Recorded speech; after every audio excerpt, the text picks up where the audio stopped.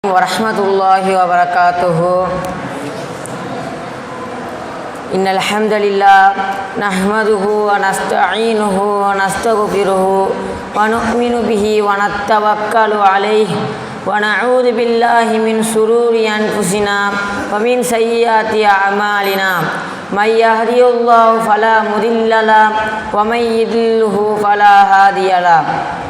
ونشهد أن لا إله إلا الله وأشهد أن محمدا عبده ورسوله أما بعد أعوذ بالله من الشيطان الرجيم بسم الله الرحمن الرحيم يا أيها الناس اتقوا ربكم الذي خلقكم من نفس واحدة وخلق منها زوجها وبث منهما رجالا كثيرا ونساء واتقوا الله الذي تساءلون به والأرحام إن الله كان عليكم رقيبا يا أيها الذين آمنوا اتقوا الله حق تقاته ولا تموتن إلا وأنتم مسلمون يا أيها الذين آمنوا اتقوا الله وقولوا قولا سديدا يصلح لكم أعمالكم يغفر لكم ذنوبكم ومن يطيع الله ورسوله فقد فاز فوزا عظيما إن أصدق الحديث كتاب الله وأحسن الحديث حديث محمد النبي صلى الله عليه وسلم وشر الأمور محدثاتها وكل محدثة بدعة وكل بدعة ضلالة وكل ضلالة في النار. اللهم صل على محمد وعلى آل محمد كما صليت على إبراهيم وعلى آل إبراهيم إنك حميد مجيد. اللهم بارك على محمد وعلى آل محمد كما صليت على إبراهيم وعلى آل إبراهيم إنك حميد مجيد. ربي زدني علما ربي زدني علما ربي زدني علما ربي اشرح لي صدري ويسر لي أمري واحلل عقدة من لساني يفقهوا قولي. அளவற்ற நிகழற்ற அன்புடையனுமாகிய அல்லாஹ்வின் நல்லடியார்களே, நாம் அனைவரும் முஸ்லீம் என்ற சமுதாயத்தில் இருக்கின்றோம். நாம் அனைவரும் இஸ்லாத்தில் இருக்கின்றோம். இஸ்லாம் என்பதற்குரிய சுருக்கமான அர்த்தம் என்னவென்றால் பிறநலம் நாடுவது. அத்தீனு நசீஆ, பிறநலம் நாடுவதாகும். பிறநலம் நாடுவது என்றால் என்ன? ஒரு நண்பன் இருக்கின்றான். அந்த நண்பன் ஒரு தீய செயலிற்காக உதவி கேட்கின்றார். அவருக்கு நம்ம உதவி செய்வதை பிறநலம் நாடுவது அது கிடையாது. பிறநலம் நாடுவது என்றால் நற்செயலுக்கு, நல்ல காரியத்திற்கு நாம் உதவி செய்ய வேண்டும். நாம் பெற்றோர்களுக்கு உதவி செய்ய வேண்டும், நம் நண்பர்களுக்கு உதவி செய்ய வேண்டும், நம்முடைய இருக்கும் அனைவருக்கும் உதவி செய்ய வேண்டும். அதற்கு ஒரு முன்மாதிரியாக முஹம்மது நபி ஸல்லல்லாஹு அலைஹி வஸல்லம் அவர்களை எடுத்துக்கொள்ளலாம். அவர்கள் மக்காவில் இருந்து மதீனாவிற்கு ஹிஜ்ரத் செய்யும் பொழுது ஒருவருக்கொருவன் நட்புறவு ஏற்படுத்தினார். அப்பொழுது ஜயீத் பின் ரபியா அவர்களுக்கு அப்துல் ரஹ்மான் பின் அவுஃப் அவர்களை நட்புறவு ஏற்படுத்தினார்.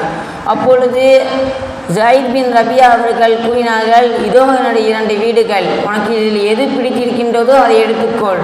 இதோ எனது 2 மனைவி, உனக்கு அதில் யார் உங்களுக்கு வியக்க வைக்கின்றாரோ அவர்களை நீ கேள், நான் உனக்கு தலாக் செய்து கல்யாணம் பண்ணி வைக்கின்றேன்.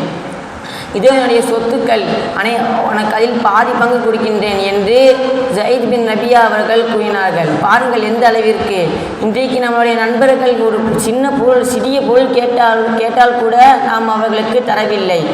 ஆனால் அந்த காலத்தில் ஜயீத் பின் ரபியா அவர்கள் தன்னுடைய சொத்தை, தன்னுடைய மனைவியை முதற்கொண்டு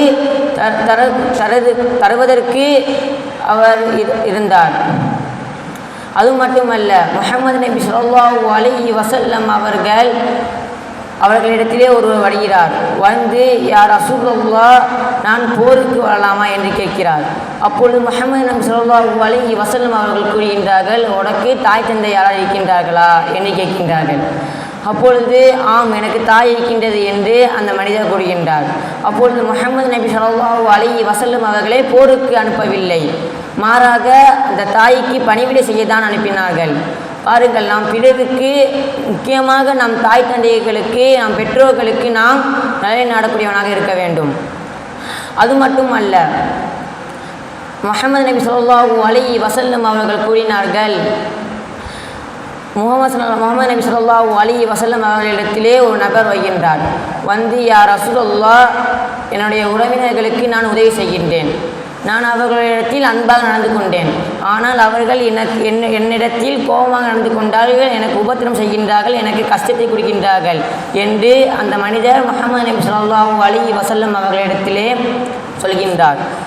அப்பொழுது முஹம்மது நபி ஸல்லல்லாஹு அலைஹி வஸல்லம் அவர்கள் கூறுகின்றார்கள், நீ சொல்வது உண்மையாக இருந்தால் அவர்களுக்கு, அந்த உறவினர்களுக்கு எதிராக ஒரு மலக்கையும் உனக்கு சாதகமாக ஒரு மலக்கையும் அல்லாஹ் நியமிப்பான் என்று கூறியதை தவிர நீ அந்த உறவை முடித்துக்கொள், நீ அந்த உறவிற்கு தீங்கு செய் என்று சொல்லவில்லை. நாம் பிறருக்கு உதவி செய்யக்கூடியவனாக இருக்க வேண்டும். பிறருக்கு உதவி செய்யக்கூடியவனாக இருக்க வேண்டும் என்றால் என்ன? முஸ்லீம்களுக்கு மட்டும்தான் உதவி செய்வதே இல்லை, மாற்று மத சகோதரர்களுக்கும் நாம் உதவி செய்ய வேண்டும். உதாரணமாக கேட்டால், நாம் ஒரு பேருந்தில் சென்று கொண்டிருக்கின்றோம். அப்பொழுது அந்த பேருந்தில் நமக்கு இடம் இருக்கின்றது, நாம் அமர்ந்திருக்கின்றோம். அப்பொழுது ஒரு வயசான நபர் வருகின்றார். அப்பொழுது இல்லை என்றால் ஒரு கர்ப்பிணி வருகின்றார். அப்பொழுது நாம் அந்த கர்ப்பிணிக்கோ அல்லது வயசான நபருக்கோ நாம் அந்த இடத்தை கொடுக்க வேண்டும். அது மட்டுமல்ல, நாம் ஒரு பாதையில் சென்று கொண்டிருக்கின்றோம். அப்பொழுது சிறிய சிறிய கற்கள், பிறருக்கு தீங்கு விளைவிக்கும் சிறு பொருட்கள் இருந்தாலும் அதை நாம் அகற்ற வேண்டும். அதுவும் பிறநலம் நாடுவது தான். ஆக நாம் அதிகமாக பிறருக்கு உதவி செய்து சொர்க்கத்திற்கு செல்லக்கூடிய பாக்கியத்தை அல்லாஹ் உங்களுக்கும் எனக்கும் தந்தளிப்புவானாக என்று கூறி என் உரையை முடிக்கிறேன். வாஹித் தஅவானா அல்ஹம்துலில்லாஹி ரப்பில் ஆலமீன். அஸ்ஸலாமு அலைக்கும் வரஹ்மத்துல்லாஹி வபரகாத்துஹு.